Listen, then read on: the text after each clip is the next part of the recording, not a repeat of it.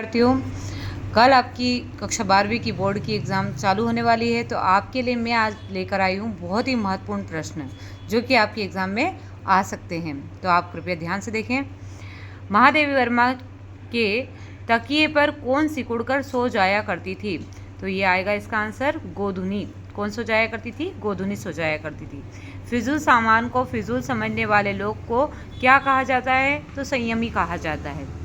इसके अलावा धन की ओर कौन झुकता है? तो निर्बल झुकता है। धन की ओर निर्बल व्यक्ति झुकता है। लेखक ने बाजार के जादू को किस प्रकार का जादू कहा है? तो रूप का जादू कहा है। चूरन बेचने वाले भगत जी कैसे व्यक्ति थे? तो संतोषी व्यक्ति थे। मित्र ने लेखक के सामने अपना क्या फैला दिया था? मनी बैग फैला दिया था। चांद सिंह के गुरु का नाम था बादल सिंह। चांद सिंह के गुरु का नाम था बादल सिंह। सफिया ने बादामी कागज की पुड़िया में क्या बंद करके रखा था? तो लाहौरी नमक बंद करके रखा था। क्या चीज़ हिंदुस्तान पाकिस्तान की एकता का मेवा है? तो कीनू। कीनू हिंदुस्तानी पाकिस्तानी का मेवा है। और इसके अलावा जाति प्रथा को किसका आधार नहीं बनाना चाहिए? श्रम विभाजन का आधार नहीं बनाना चाहिए। जाति प्रथा किस पहलू के लिए हानिकारक है? तो आर्थिक पहलू के लिए हानिकारक है। किसके बच्चे प्रत्याशा में होंगे? तो चिड़िया के बच्चे प्रत्याशा में होंगे। दिन जल्दी जल्दी ढलता है कविता में कवि हताश और दुखी क्यों है? तो परिवार से बिछड़ने के कारण। दिन जल्दी जल्दी ढलता है कविता में दिन का पंथी किसे माना गया है? तो सूर्य को माना गया है। जिसमें मिलने की कोई विकल्प दिन जल्दी जल्दी ढलता है। गीत का यह उर्ह में क्या भरा है? तो इसमें लिखा है विहलता भरी हुई है। पतंग कविता में खरगोश की आंखों जैसा किसे कहा गया है? तो लाल सवेरे को कहा गया है। पतंग कविता के कवि है आलोक धनवा। कवि ने तेज बौछारों के जाने के साथ किस महीने के भी चले आने की बात कही है? तो इसमें भादों के महीने की बात कही है। कपास किसका प्रतीक है? कपास कोमलता का प्रतीक है। छत से गिरने और बच जाने के बाद बच्चे क्या बन जाते हैं? निडर बन जाते हैं। दुनिया की सबसे हल्की और रंगीन चीज़ किसे कहा गया है? पतंग को कहा गया है। बांस की सबसे पतली कमानी क्या है? बांस की सबसे पतली कमानी पतंग है। पतंग कविता में कपास किसका प्रतीक है? कोमलता का प्रतीक है। शरद क्या चलाता हुआ आया है? साइकिल चलाते हुए आया है। कविता बिना मुरझाए सदियों तक महकती रहती है, इसका क्या आशय है? तो इसमें आपके उपयुक्त सभी वाक्यांश आएंगे। किसकी चूड़ी मर गई? बात की चूड़ी मर गई। कैमरे के सामने लाया गया एक अपाहिज को हम समर्थ शक्तिवान है ये कहाँ बोलेंगे? दूरदर्शन पर बोलेंगे।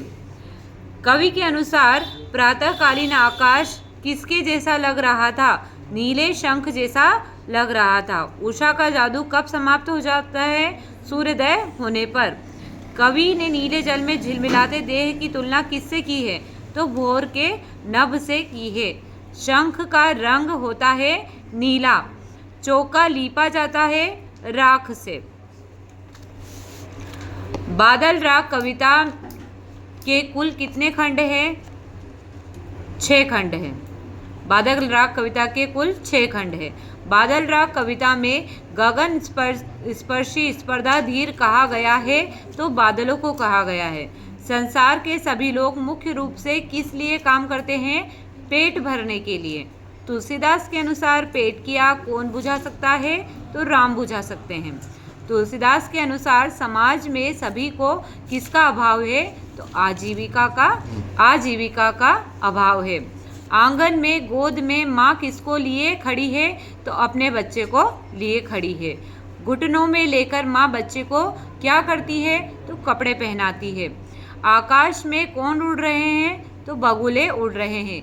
ये बहुत इंपॉर्टेंट प्रश्न है कि बगुले उड़ रहे हैं। किसके अंकुर फूटते हैं? तो शब्दों के अंकुर फूटते हैं।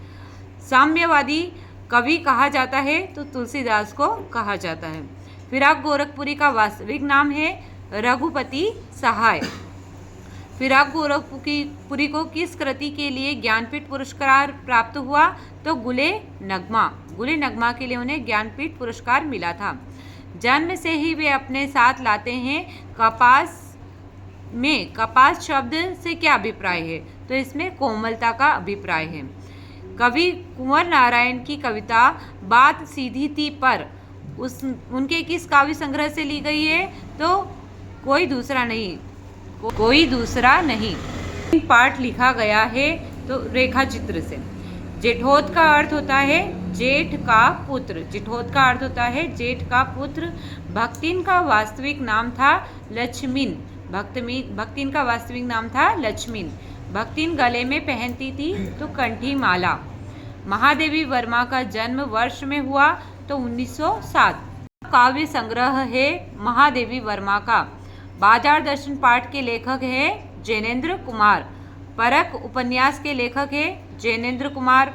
बाजार दर्शन पाठ ये एक निबंध है। परचेसिंग पावर का अर्थ खरीदने की शक्ति।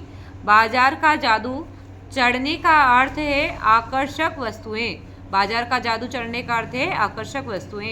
बाजार दर्शन पाठ का केंद्रीय भाव है बाजारवाद। काले मेघा पानीदे पाठ के लेखक है धर्मवीर भारती। द्वार द्वार पानी मांगने जाती है इंदर सेना। पहलवान की ढोलक पाठ के लेखक है तो फणीश्वर नाथ रेणु। मेला आंचल उपन्यास के लेखक है फणीश्वर नाथ रेणु। पहलवान की ढोलक पाठ की विधा है तो कहानी। चार गिद्धहा का अर्थ है दांव कोटा। उसके बाद लुट्टन सिंह था पहलवान था। शेर के बच्चे का असल नाम था चांद सिंह। शिरीष के फूल पाठ के लेखक है रामचंद्र शुक्ल।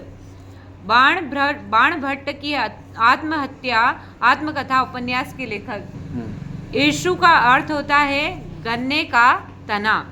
अशोक के फूल के रचयिता है हजारी प्रसाद द्विवेदी। नीचे से ऊपर तक फूलों से लदा था शिरीष का पेड़।